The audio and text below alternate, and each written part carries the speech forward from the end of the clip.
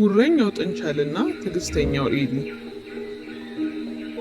በአንድ ወቅት በትዕግስተኛ ኤሊ ላይ ሁልጊዜ የሚያሾፍ ጉረኛና ትዕቢተኛ ጥንቸል ነበረ።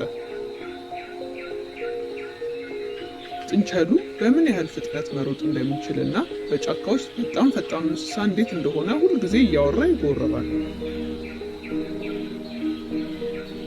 በሌላ በኩል ኤሊዩ ታጋሽና ደግ ነበር። ነገር ግን የጥንቸሉ ጥፋት ማረም እንደሚገባ ሁልጊዜ በጫካ ውስጥ ላሉ እንስሳት እንዳስረዳ ነበር። ጥንቸሉ ይህንንም ከሰማ በኋላ ኤሊዩን የሩጫ ውድድር ለማድረግ ጋበዘው። ኤሊዩ ግብዣውን ተቀብሎ ለውድድሩ ተዘጋጀ። ጥንቸሉ በፍጥነቱ በጣም በመተማመን ውድድሩን በቁም ነገር አልወሰደውም። ሩጫውም እንደተጀመረ ጥንቸሉ ፈትለክ ብሎ ሮጠ። ብዙ ከሮጠ በኋላ በቀላሉ ዘገምተኛውን ኤሊዩ መቅደም እንደሚችል በማሰብ በውድድሩ መሃል ተሯሯጠ ተኛ።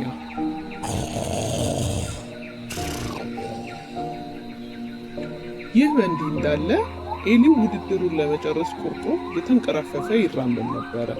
የጥንቸሉን ፌዝ ችላ ብሎ ወደ መጨረሻው መስመር ላይ አተኩሯል።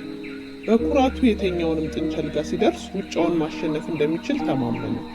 ኤሊው ተስፋ ሳይቆርጥ በመራመድ ጥንቸሉና ሁሉንም አስገርሞ ሩጫውን በአንደኝነት ጨረሰ። ከታሪኩ የምንማረው የተረጋጋና የሚያገናዝብ ሁልጊዜ በሕይወት ሩጫ ውስጥ ያሸንፋል።